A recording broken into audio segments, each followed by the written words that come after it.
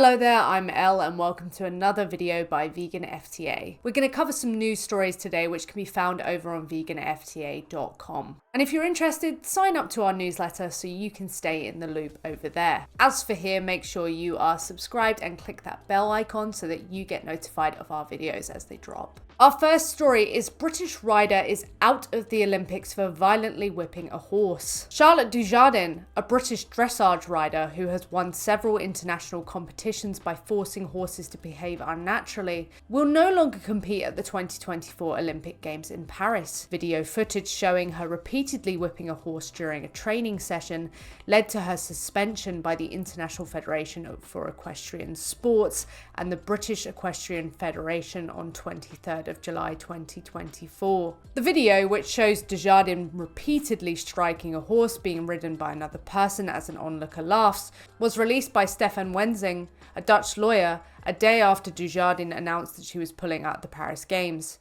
She said, "What happened was completely out of character and does not reflect how I train my horses or coach my pupils." Wensing said, "If you need to beat a horse like this to do sport, it's not sport anymore." He added that the video should be a wake-up call to the dressage world.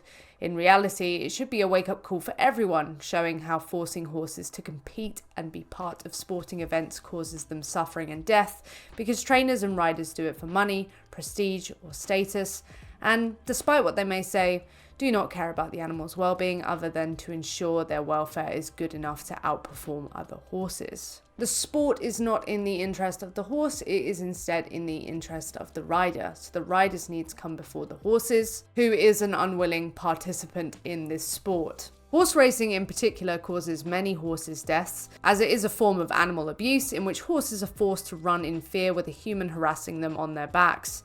Even non-competitive horse riding is something people should not support, as it is a form of animal exploitation which requires breaking the horse's spirits, who otherwise would not tolerate a human on their backs.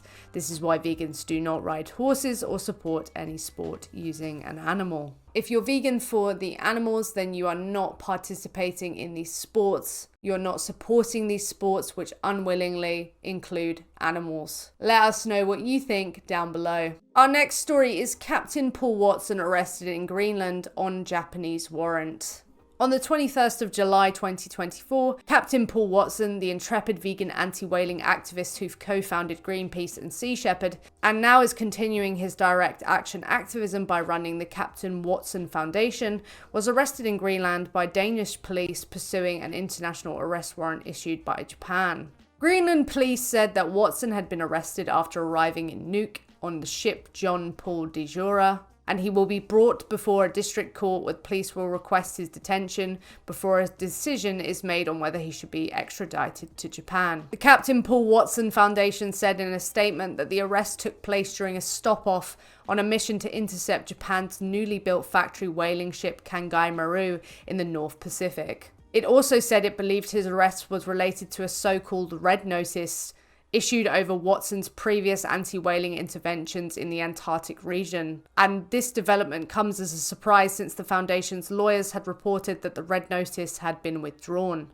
In addition to Japanese whalers, Captain Paul Watson also targeted the killers of pilot whales in the Faroe Islands, which belong to the Kingdom of Denmark, during an annual activity called the Grind. On 7th of July 2023, the John Paul de Jura ship arrived in the area outside of the Faroes' 12-mile territorial limit, while respecting the request to not enter Faroes' territorial waters until a grind was called, which happened on 9th of July. As a consequence, the John Paul de Jura went towards the location of the slaughter near Torshavn.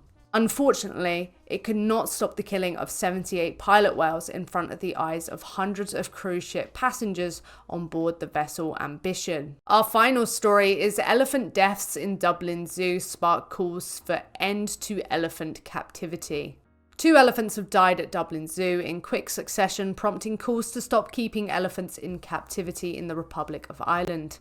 On 8th of July 2024, Dublin Zoo announced the death of Zinda from suspected elephant endothelial trophic herpes virus, following the death of Ivani on 1st of July from the same virus. A A third elephant, 17-year-old Asha, mother of Zinda, had also tested positive for EEHV, but the fact that she is much older gives her a better chance of survival. EEHV causes acute, fatal hemorrhagic disease in wild and captive juvenile Asian and African elephants, and the activation of the virus can be also stress-related.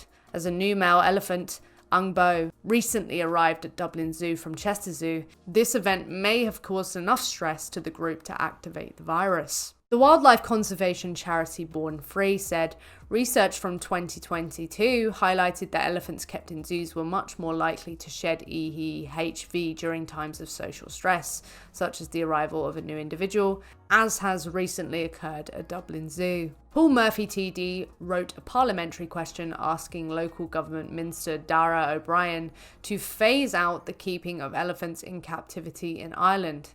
He said, will the minister now consider entering into discussions with Dublin Zoo, elephant welfare experts, veterinarians and the NPWS, National Parks and Wildlife Service, to end or phase out the keeping of elephants in captivity in Ireland, starting with the prohibition of breeding elephants and the prohibition of importation of elephants from other zoos. All animals suffer in zoos, no matter how big or well-resourced they are, but megafauna seem to suffer more, as the reduction of space compared with the minimum home range the animals have in the wild is greater in big animals, causing them more captivity-related health problems. Many studies have shown that elephants do particularly badly in zoos. An elephant is used to walking miles, having all that free roam. There isn't much stimulation for such a massive and intelligent animal. These animals we keep in captivity are indeed intelligent, and they suffer the consequences of being turned into objects that people can look at.